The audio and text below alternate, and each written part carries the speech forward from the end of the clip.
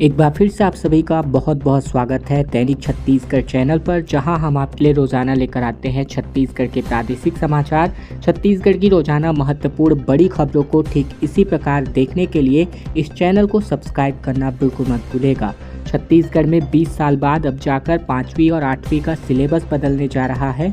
Centralised board परीक्षा के कारण ये फैसला किया गया है। प्रदेश के 5वीं और 8वीं कक्षा के छात्रों को शैक्षिक सत्र 2026-27 से नवीन पाठ्यक्रम का अध्ययन करना होगा। न सिर्फ 5वीं बल्कि 8वीं और चौथी और 7वीं के सिलेबस में भी बदलाव किया जाएगा। वर्तमान शैक्षिक सत्र में पहली, दूसरी, तीसरी और 6वीं में नया सिलेबस लागू किया गया है। इस तरह से अगले शैक्षिक सत्र से पहली से 8वीं तक सभी कक्षाओं के पाठ्यक्रम अपडेट हो जाएंगे। राज्य शैक्षिक अनुसंधान और प्रशिक्षण परिषद के द्वारा इसमें पूर्व में 2005 के सिलेबस में बदलाव किया गया था। इसके बाद विभिन्न सत्रों में आवश्यकता अनुसार कई टॉपिक जोड़े घटाए गए, लेकिन पूर्ण रूप से पाठ्यक्रम में बदलाव कभी नहीं हुआ था, जो कि अब जाकर हुआ है। छत्तीसगढ़ के विधानसभा के मानसून सत्र में खाद के मुद्दे पर जमकर हंगामा हुआ। डॉक्टर रमन सिंह यहां पर भड़क उठे, नीचे बैठकर नारेबाजी हुई। स्पीकर ने कहा कि परंपराओं की धज्जियां उड़ा रहा है पूरा विपक्ष। छत्तीसगढ़ विधानसभा मानसून सत्र का चौथा दिन काफी हंगामेदार बीता रहा, जहां डीएपी यानी उर्वरक खाद की सप्लाई का मुद्दा उठाते हुए विपक्ष ने जमकर हंगामा किया। तो वहीं नेता प्रतिपक्ष चरणदास महंत, पूर्व सीएम भूपेश बघेल, पूर्व मंत्री उमेश पटेल ने सरकार पर प्राइवेट सेक्टर को डीएपी देकर किसानों को वंचित रखने का आरोप लगाया। सदन में खूब नारेबाजी हुई और हंगामा करते हुए कांग्रेस के विधायक विधानसभा सदन में गर्भगृह पर जा पहुंचे। कई बार समझाने के बावजूद जब कांग्रेसी विधायक सदन के बाहर नहीं गए तो स्पीकर डॉक्टर रमन सिंह नाराज हुए। डॉक्टर सिंह ने कहा कि 25 साल से जो परंपरा चली आ रही है, इसे तोड़ने का काम प्रतिपक्ष के लोग कर रहे हैं। यहाँ संसदीय परंपराओं की धज्जियां उड़ाई जा रही हैं। इसके बाद डॉक्टर रमन सिंह ने सदन की कार्यवाही को स्थगित कर दिया। हालांकि 5 मिनट बाद सदन की कार्यवाही एक बार फिर से शुरू हो गई। कांकेर के रिहायशी इलाकों में तेंदुए की मूवमेंट देखने को मिल रही है और अब तक 6 लोगों पर ये हमला कर चुका है। कांकेर जिला मुख्यालय और आसपास के ग्रामीण इलाकों में तेंदुए की मूवमेंट काफ़ी बढ़ गई है। हर दूसरे और तीसरे दिन तेंदुआ दिखाई दे रहा है। अब यह रहवासी क्षेत्रों में भी खुलेआम घूम रहा है। तेंदुआ अब तक 6 लोगों पर भी अटैक कर चुका है। हाल ही में कांकेर हाउसिंग बोर्ड कॉलोनी के इमली पारा में रात 12 बजे एक दंपत्ति ने कार में बैठे हुए तेंदुए का वीडियो बनाया और इससे पहले तेंदुआ ग्राम कोडेजुंगा में देखा गया था। शिवनगर में इसने 2 मुर्गियों का शिकार भी किया था। गढ़िया पहाड़, मालगांव और शिवनगर की पहाड़ी में भी तेंदुआ लगातार नजर आ रहा है। बता दें, तेंदुआ दिन में पहाड़ों पर बैठकर अपने शिकार की रेकी करता है। शाम होते ही शिकार करके उसके पहाड़ में ले जाता है और फिर स्थानीय लोगों का कहना है कि रात में घर से बाहर निकलना अब मुश्किल हो चुका है। वन विभाग से शिकायत करने पर वे लोकल निगरानी का आश्वासन देते हैं। रायपुर में तेज बारिश की वजह से सड़कों पर पूरा पानी भर गया। बस्तर, कोरबा समेत 19 जिलों में इसको लेकर येलो अलर्ट जारी है। साथ में बाढ़ का खतरा है, जबकि बलौदा बाजार पूरा गांव टापू बन चुका है। बता दें, रायपुर में गुरुवार को शाम को तेज बारिश हुई। कुछ ही देर की बारिश के बाद सड़कों पर पानी भर गया। बता दें कि मौसम विज्ञान विभाग ने एहतियातन के तौर पर बस्तर, कांकेर, सूरजपुर, कोरिया, सुकमा, रायगढ़, कोरबा समेत 19 जिलों में गरज चमक के साथ तेज बारिश को लेकर येलो अलर्ट जारी किया है। वहीं सरगुजा और सूरजपुर समेत कुल 7 जिलों में बारिश के बाद बाढ़ आने की आशंका जाहिर की गई है। सेंट्रल पार्क के 14 जिलों में मौसम सामान्य रहने की संभावना मौसम विज्ञान विभाग ने जताई है। पिछले 24 घंटे की बात करें तो सूरजपुर, बलौदाबाजार और बलरामपुर जिले के कुछ स्थानों पर भारी बारिश हुई है। बलौदाबाजार में एक गांव टापू में तब्दील हो गया। धमतरी जिले के बिजली गिरने की वजह से एक महिला की जान चली गई। वहीं तापमान की बात करें तो गुरुवार, बुधवार को सबसे अधिक टेम्परेचर 32 डिग्री सेल्सियस के साथ रायपुर और सबसे कम न्यूनतम तापमान 21 डिग्री सेल्सियस राजनांदगांव में दर्ज किया गया है। संविदा स्वास्थ्य कर्मचारियों का आंदोलन जारी है। थाली बजाकर सरकार को याद दिलाई गई कोरोना काल की सेवाएं और अब विधानसभा का घेराव भी करने जा रहे हैं। छत्तीसगढ़ के प्रदेश संविदा स्वास्थ्य कर्मचारी संघ के कर्मचारियों ने 2 दिवसीय हड़ताल की शुरुआत की है। कर्मचारियों ने बलौदाबाजार समेत प्रदेश के सभी जिलों में ताली और थाली बजाकर रैली निकाली, जहां उन्होंने प्रशासन को ज्ञापन सौंपा। तो वहीं विधानसभा का घेराव भी करने वाले हैं। कर्मचारियों की प्रमुख मांगों में नियमितीकरण, अनुकंपा नियुक्ति और बेहतर कार्य शर्तें शामिल हैं।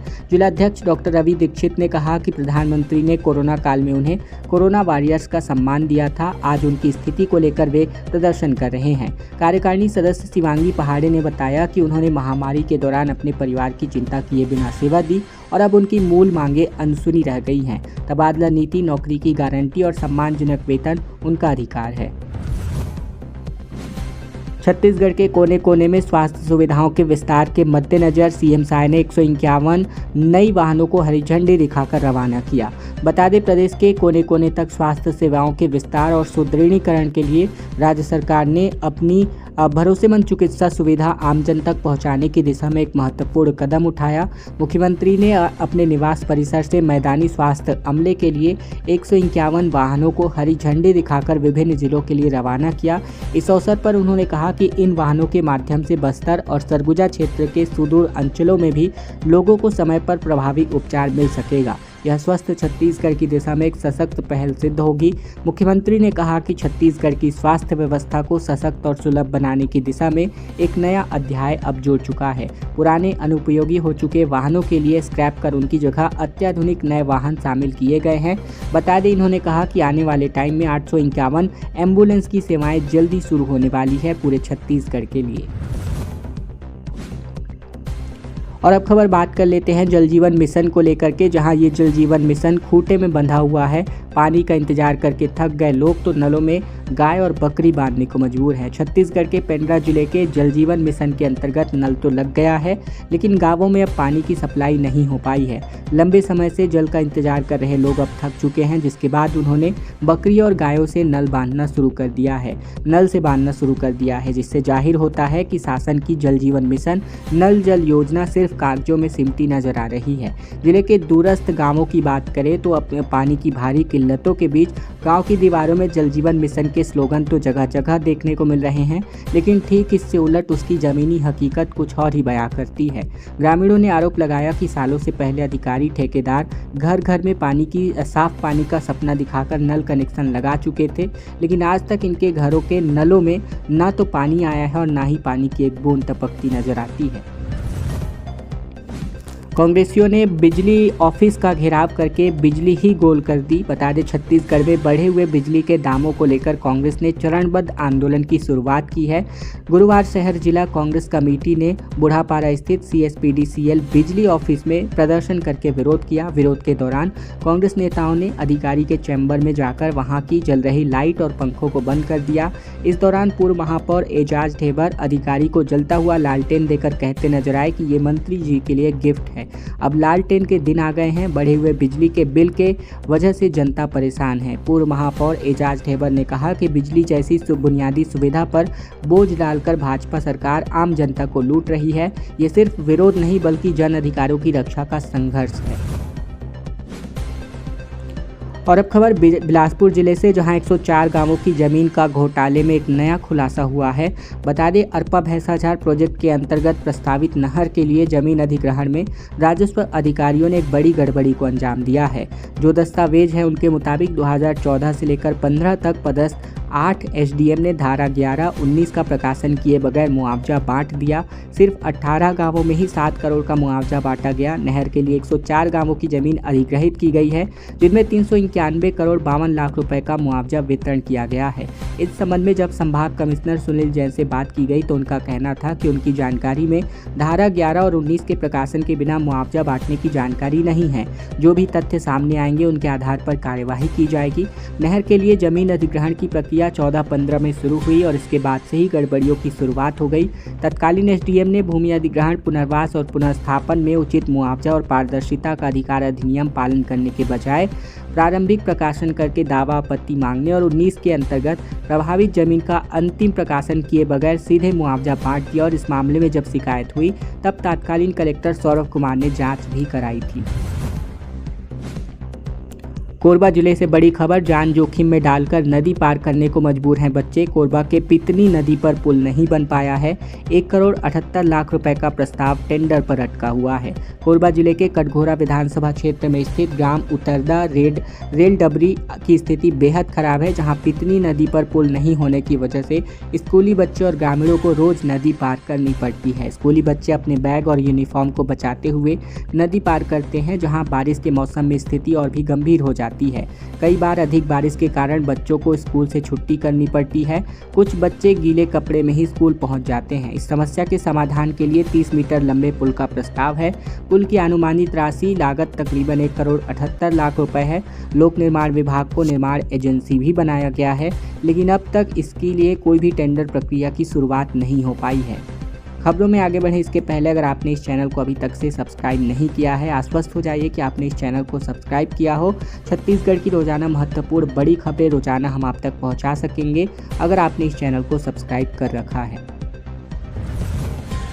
छत्तीसगढ़ के 50% बच्चे नहीं जानते 10 का पहाड़ा, 45% को घटते और बढ़ते क्रम में अंतर नहीं मालूम। शहरी स्टूडेंट्स लैंग्वेज में काफ़ी कमज़ोर और देश के लो परफॉर्मिंग जिले में रायपुर अपना नाम रोशन करते हुए 26वें स्थान पर आ चुका है। बता दें, छत्तीसगढ़ प्रदेश के 50% से ज़्यादा छात्रों को 2 से 10 का पहाड़ा तक याद नहीं। तीसरी कक्षा में पढ़ने वाले 45% बच्चे ऐसे हैं जिनको 99 तक की संख्या को बढ़ते और निचले क्रम में अरेंज नहीं करना आता।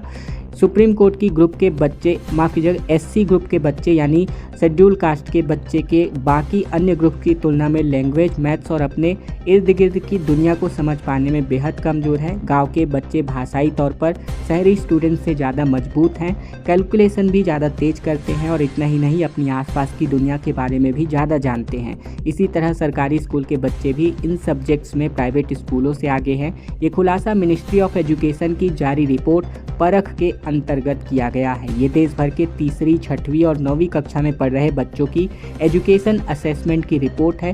प्रदेश के लिए काफ़ी चिंताजनक बात यह है कि इस रिपोर्ट के मुताबिक रायपुर की क्लास 3 की टॉप 5 यानी टॉप 50 लो परफॉर्मिंग सिटी में 26वें नंबर पर रायपुर का नाम है। रायपुर के अलावा सुकमा 10वें नंबर पर है, नारायणपुर 20वें नंबर पर और कोंडागांव 45वें नंबर पर, जबकि रायपुर का नाम 26वें नंबर पर शामिल है। सड़कों पर मवेशी और 5 साल में 166 हादसे में 43 लोगों की जान गई है, जिस पर हाई कोर्ट ने सरकार से पूछा कि कैसे हटाओगे, बताओ। हकीकत है कि हर सड़क पर मवेशी मालिक छोड़ रहे हैं। बिलासपुर में रतनपुर केंदा सड़क पर 13 मवेशियों की तेज रफ्तार हाईवे से कुचलकर हुई मौतों पर हाई कोर्ट ने स्वतः संज्ञान लिया। चीफ जस्टिस रमेश सिन्हा ने स्पेशल डिवीजन बेंच गठित करके इस मामले की सुनवाई की। इस दौरान CJ सिन्हा ने सख्त लहजे में कहा कि हाई कोर्ट इस मामले की मॉनिटरिंग कर रहा है, इसके बाद भी लगातार ऐसी घटनाएं क्यों हो रही हैं। पहले भी सुनवाई के दौरान नगर निगम से लेकर नगर पंचायतों तक यानी पंचायतों, ग्राम पंचायतों तक भी जवाबदेही तय की गई थी, लेकिन अब भी ऐसी घटनाएं होना दुखद बात है। अब जब जवाबदेही तय करते हुए संबंधित अफसरों के सर्विस रिकॉर्ड में दर्ज करने को कहना पड़ रहा है, तो इस मामले पर हाई कोर्ट ने मुख्य सचिव NHAI के प्रोजेक्ट मैनेजर को शपथ पत्र देने का निर्देश जारी किया है। जनहित याचिका पर हाई कोर्ट के आदेश के बाद से केस पर लगातार सुनवाई हुई है, जिसमें समय समय पर मुख्य सचिव को प्रदेश स्तर पर कार्य योजना बनाने का आदेश किया गया था, लेकिन 10 साल बाद भी अब व्यवस्था जस की तस है। लगता है कि जो जैसा व्यवस्था चली आ रही है वो वैसे ही चलती आएगी। ग्रामीणों के खेतों पर तांत्रिक केके का आश्रम बन चुका है। सड़क से नदी पर तक कब्जा हो चुका है। 1 करोड़ में तकरीबन 14 एकड़ की जमीन बांट दी गई है। कारोबारी से ठगी के मामले में जेल में बंद कथित तांत्रिक के केस में एक और बड़ा खुलासा हुआ। मुंगेली के मोतिमपुर में सरकारी जमीन पर कब्जा कर बनाए गए तांत्रिक के आश्रम को कांग्रेस सरकार ने 14 एकड़ से अधिक की बेशकीमती जमीन को महज 1 करोड़ रुपए में आवंटित कर दी। ये पूरी जमीन चरई मत की है, जो कि निस्तार के काम में आती है। फरवरी 2023 में आवंटन आदेश जारी हुआ, जिसकी सिफारिश बाकायदा इंटर डिपार्टमेंट कमेटी ने भी की थी और ये आश्रम, इसके संचालक के श्रीवास्तव तब सुर्खियों में आए थे जब इनके घर और आश्रम में तत्कालीन CM भूपेश बघेल का नियमित आना जाना शुरू हुआ। आश्रम के बाहर उनके लिए भी हेलीपैड बनाया गया था। बिलासपुर से तकरीबन 35 किलोमीटर की दूर पर मोतिमपुर स्थित है, जहां अनुरागी धाम स्थित है। ये मुंगेली जिले के मोतिमपुर पंचायत में आता है। कांग्रेस के 5 साल के कार्यकाल में खूब सुर्खियों में रहा। वजह थी इस आश्रम के संचालक के श्रीवास्तव से पूर्व सीएम भूपेश बघेल की घनिष्ठता, और इन्हीं 5 सालों में ये आश्रम खूब फैला हुआ है। मोतिमपुर के सरपंच प्रहलाद पोर्ते कहते हैं कि आश्रम ने गांव की कई एकड़ की जमीन पर कब्जा किया है। बताते हैं कि हाल ही में मुंगेली जिले के राजस्व अमले ने आश्रम का जायजा लिया था। रिकॉर्ड चेक करने पर अधिक जमीन पर कब्जे की बात अब सामने आ चुकी है। छत्तीसगढ़ के 7 सबसे स्वच्छ शहरों को अवार्ड मिला, जहां राष्ट्रपति के हाथों डिप्टी सीएम ने भी ट्रॉफी ली। इसमें अंबिकापुर, बिलासपुर, बिल्हा, पाटन और कुम्हारी भी शामिल है। छत्तीसगढ़ के 7 नगरीय निकायों को स्वच्छता के लिए प्रेसिडेंट अवार्ड मिला है। राष्ट्रपति मुर्मू ने दिल्ली के विज्ञान भवन में आयोजित सम्मान समारोह में उप मुख्यमंत्री अरुण साव को यह पुरस्कार सम्मानित किया। नगर पंचायत बिल्हा को 20,000 से कम आबादी वाले शहरों में देश का सबसे स्वच्छ शहर माना गया। बिलासपुर को 3 लाख से 10 लाख की जनसंख्या वाली श्रेणी में देश का सबसे दूसरा साफ शहर बताया गया। कुम्हारी को 20 से 50,000 की आबादी वाले शहरों में देश का तीसरा सबसे स्वच्छ शहर बना दिया गया है। इस मौके पर केंद्रीय आवास और शहरी कार्य मंत्री मनोहर लाल और केंद्रीय आवास और शहरी कार्य राज्य मंत्री तोखन साहू सम्मान समारोह में शामिल हुए। रायपुर नगर निगम को स्वच्छता के क्षेत्र में देश के राज्य स्तर पर श्रेष्ठ कार्यों के लिए केंद्रीय आवास और शहरी कार्य मंत्रालय ने मिनिस्ट्रियल अवार्ड से सम्मानित भी किया। सिम्स में मरीजों को अब कंप्यूटराइज्ड जांच रिपोर्ट सौंपी जाएगी, जहां 25 सालों में पहली बार एक डिजिटल व्यवस्था को अंजाम दिया गया है। रोजाना 1600 मरीजों को यह सुविधा मिलने वाली है।